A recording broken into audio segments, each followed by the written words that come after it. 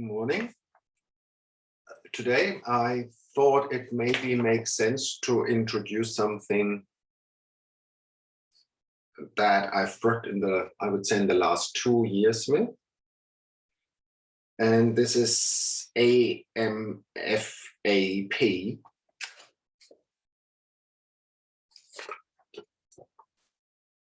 It's a manual for a practice. I would say, or what I try to, it's an outcome of teaching now 15 years. And terms that reappear, terms that are helpful to define, parameters that actually a practice circles around, a practice is based on.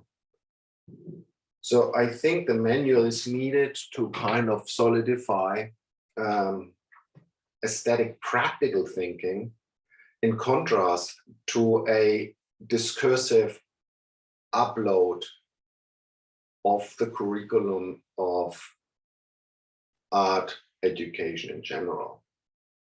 I referred to it earlier. Instead of actually just taking over the curatorial curriculums and embedding them into the art schools, what is super helpful, because then you create this kind of agreeology that the same people who read the same text figure that out and create this kind of like congregation of agreeing what to read and what not to read. I think developing a stable understanding of one's own practice, you need to define it on aesthetic terms. Yeah, how can you build a structure, and what are the relevant bricks to deal with? This is an earlier version. I think it's already there, probably 120.